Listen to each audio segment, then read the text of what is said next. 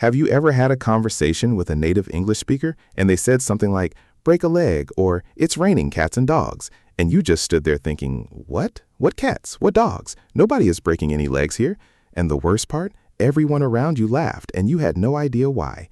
If that has ever happened to you, you are in exactly the right place today. Here is a surprising fact for you. There are over 25,000 idioms in the English language. 25,000. And native speakers use them every single day without even thinking about it.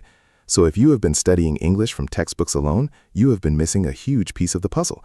But after today, that is going to change.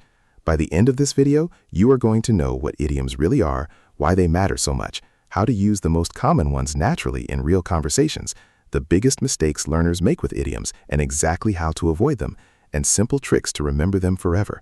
So stay with me all the way to the end, because I promise you, your English is going to sound so much more natural after this. Welcome to Daily English Lab Podcast. I am so glad you are here.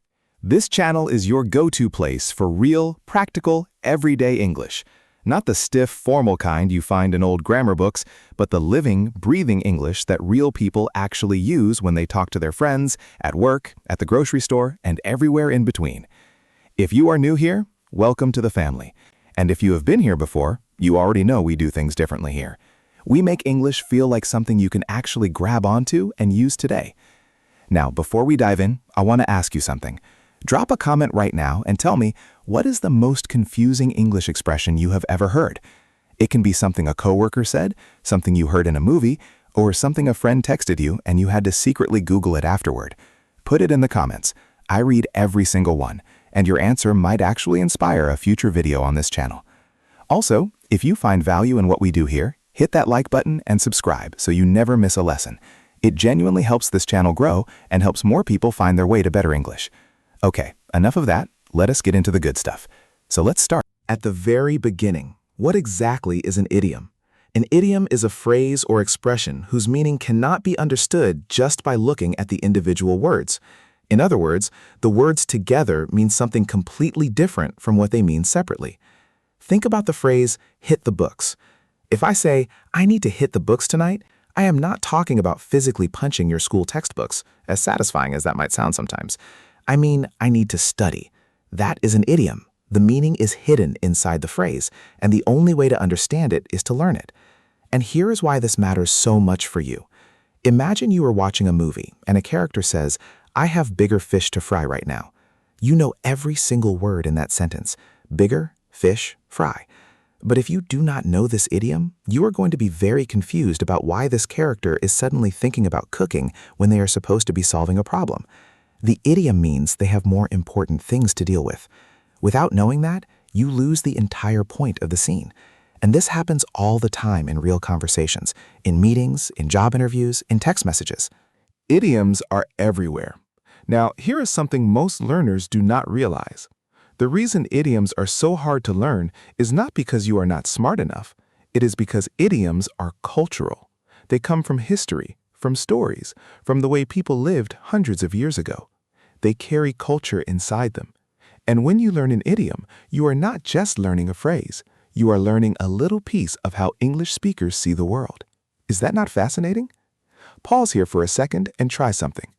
Think of a common expression in your own language that would sound completely strange if you translated it word for word into English. Got one? That is exactly what idioms are. Every language has them. English just has a lot of them. And today, we are going to crack the code on the most important ones.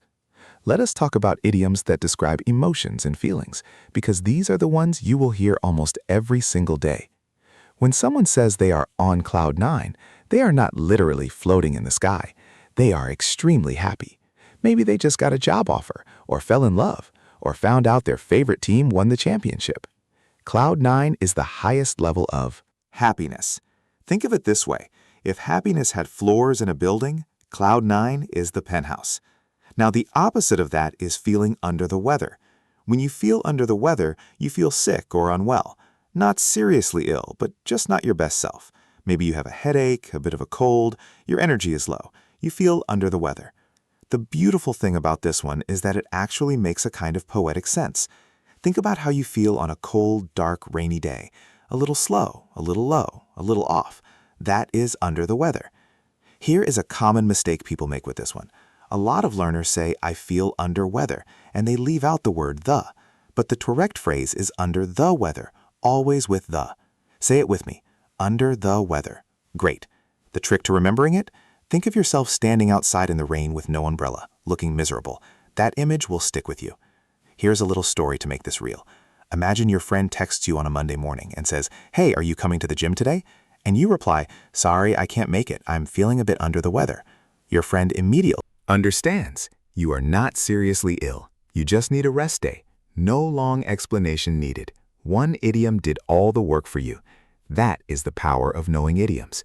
They make your communication faster, warmer, and more natural. What emotion idioms do you already know? Drop them in the comments right now. I want to see how many you already have in your English toolkit. Now, let us move into idioms about time and effort, because these come up constantly in workplaces, in school, and in everyday life. The first one is burn the midnight oil. This means to stay up very late working or studying. The image comes from the old days before electricity, when people would burn oil lamps late into the night to keep working. So when you say you burned the midnight oil to finish a project, you are saying you worked very hard, very late to get it done. Here is the next one. Hit the ground running. This is a fantastic one for work and study situations. It means to start something quickly and energetically without needing time to warm up or get comfortable. If your boss says, we need you to hit the ground running on this project, they mean they want you to dive in immediately and work at full speed from day one. Now here is where learners get this wrong. They sometimes use hit the ground running to describe something they did a long time ago, like a past achievement, when really, this idiom is almost always about starting something new. It is forward-looking. I plan to hit the ground running in my new job. She hit the ground running as soon as she joined the team. Keep that in mind. The memory trick for this one is actually in the image. Imagine a runner who does not wait at the starting line. The moment their feet touch the track, they are already sprinting. Hit the ground running. That picture in your head is your memory anchor. Here is a personal story. When I first started this channel, I had no idea what I was doing. I knew nothing about video editing, nothing about scripting, nothing about YouTube. But I told myself, just start. Just hit the ground running and figure it out as you go. And that is exactly what I did. And look where we are now. Sometimes the best thing you can do is just start moving. The knowledge comes with the action. There is another idiom in that time and effort category that I absolutely love, and it is bite off more than you can chew. This one means to take on more responsibility or work than you can actually handle. Think about taking a bite of food that is just way too big for your mouth. You are struggling, you can barely chew, everything is getting messy. That is what it feels like when you take on too much.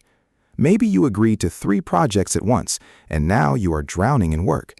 Someone might say, looks like you bit off more than you could chew there. Can you think of a time when you bit off more than you could chew?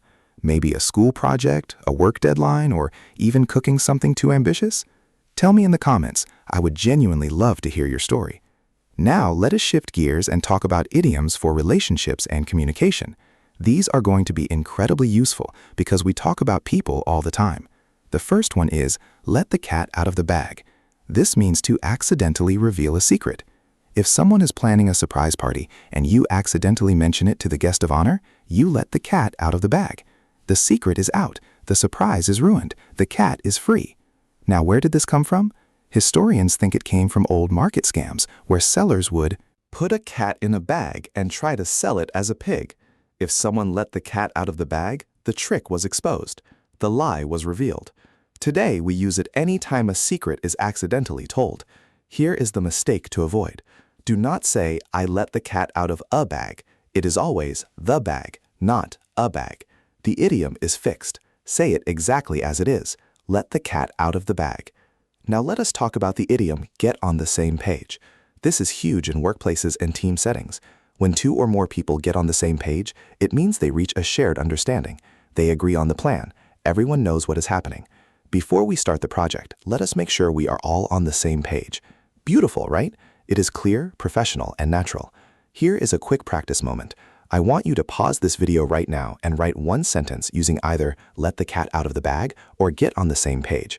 Write it in the comments when you come back. This is not optional homework. This is how you actually learn. Writing it, using it, making it yours. Go ahead, pause, write your sentence, and then come back. Welcome back. Now here's the trick for remembering these relationships. Idioms. Think of them in pairs. Let the cat out of the bag is about secrecy and accidental honesty. Get on the same page is about intentional clarity and agreement. One breaks communication, one builds it. Pairing idioms by theme makes them stick in your memory much better than trying to memorize them one by one. Let us move into idioms about success and failure, because life is full of both, and English has idioms for every moment of that journey. First up, back to square one. If you are back to square one, it means you have failed or something went wrong, and now you have to start all over again from the very beginning. The theory is this phrase comes from early board games or early radio broadcasts of football matches, where commentators used numbered squares on a grid to describe where the ball was. Square one was the starting point. Back to square one meant back to the start. So if your boss rejects your proposal and says, "We need to rethink this completely," you might sigh and say, "Okay, we are back to square one." It is honest, it is natural, and every English speaker will know exactly what you mean. The second success and failure idiom is hit the nail on the head. This means to describe or identify something exactly right, to get it perfectly correct. If you guess exactly what someone is thinking, or you explain the exact cause of a problem, someone might say, "You really hit the nail on the head there." Think of a carpenter hammering a nail. A perfect hit goes straight into the nail and drives it in cleanly. A bad hit misses or bends the nail. When you are exactly right about something, you hit the nail on the head. Here is a surprising fact. Research in language learning shows that learners who actively try to use 5 new idioms per week in writing or speaking retain over 80% of them after 1 month. 80%. Compare that to just reading idioms in a list, where retention drops below 20% after 2 weeks. The lesson here? Use them. Do not just collect them. Use them. Now here is the tricky one that learners get wrong all the time, and this is where we go a little deeper.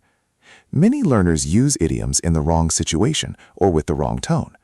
For example, saying, "I am on cloud 9" in a job interview when someone asks how you feel about the role sounds very informal, almost unprofessional. Idioms come with tone and register attached to them. Some idioms are casual. Some work fine in professional settings. Some are only for close friends. Knowing an idiom is step 1. Knowing when to use it is step 2. And that second step is where most learners stop growing. Here is how to get this right. Whenever you learn a new idiom, do not just write down the meaning. Write down the context. Is this formal or informal? Would I say this to a friend or to my boss? What kind of situation calls for this phrase? If you make that a habit, your idiom use is going to become so much more accurate and natural. Let us now do our common mistakes deep dive, because this is where real improvement happens. The first and most common mistake is translating idioms literally. This sounds obvious, but it happens more than you think, even to advanced learners. You hear the phrase, "spill the beans," and your brain goes, "Beans? Kitchen? Food?" No. Spilling the beans means revealing secret information, just like letting the cat out of the bag. When you try to decode idioms word by word, you get completely lost. The fix is simple. Accept that idioms are units of meaning. They are one thing, not a collection of individual words. Learn the whole phrase as one block, just like you learned good morning as one greeting, not as 2 separate words. The second mistake is overusing idioms. Some learners, once they discover idioms, want to use them in every single sentence. And while enthusiasm is beautiful, too many idioms in one conversation actually sounds unnatural. It sounds performed. It sounds like you are showing off, not talking. Native speakers use idioms naturally and selectively, not constantly. The goal is fluency, not an idiom competition. Use 1 or 2 well-placed idioms in a conversation, and they will shine. Use 10 in 5 minutes, and people will find it hard to follow you. The third mistake is using idioms in overly formal writing. If you are writing a university essay, a formal business report, or an official email to someone you have never met, leave the idioms out. Keep it clean and professional. Idioms belong in conversation, in storytelling, in friendly emails, in team chat messages. They do not belong in academic writing or formal correspondence. Mixing them into the wrong context makes your writing seem unprofessional, even if you use the idiom correctly. Now let us bring Together, here is your quick recap of everything you have learned today. First, idioms are fixed phrases whose meaning cannot be guessed from the individual words. They are cultural, they are common, and they are absolutely essential for natural English communication. Second, emotion idioms like on cloud nine and under the weather help you express how you feel in a warm, human way that sounds natural to native speakers. Third, time and effort idioms like burn the midnight oil, hit the ground running, and bite off more than you can chew are perfect for work, school, and any situation where effort and time are involved. Fourth, relationship and communication idioms like let the cat out of the bag and get on the same page help you navigate the social side of English with confidence. Fifth, the biggest mistakes to avoid are translating idioms literally, overusing them in conversation, and using them in formal writing where they do not belong. You have done something today that most English learners never do. You did not just memorize a list, you understood the meaning, the context, the feeling behind these idioms. You got inside them, and that is what real language is. Learning looks like. Now, here is what I want you to do right now. Pick just one idiom from today's lesson, just one, and use it today.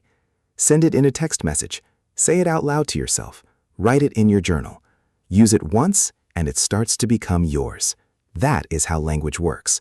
One real use is worth 100 times reading it on a page. If this video helped you, please hit the like button. It takes 2 seconds, and it means the world to this channel. Subscribe to Daily English Lab podcast so you never miss a new lesson. We post regularly, and every video is designed to give you real, practical English you can actually use. And drop your sentence in the comments, the one using an idiom from today. Let me see what you came up with. I will be reading every single comment. And next time on Daily English Lab podcast, we are going to be talking about phrasal verbs, the other giant puzzle piece of natural English that even advanced learners get wrong. Trust me, you do not want to miss that one. It is going to change how you read, write, and speak English all at once. Until then, keep practicing, keep showing up, and remember, every single lesson you complete is a step closer to the English speaker you are becoming. I will see you in the next one. Keep it real, keep it daily, and keep it English.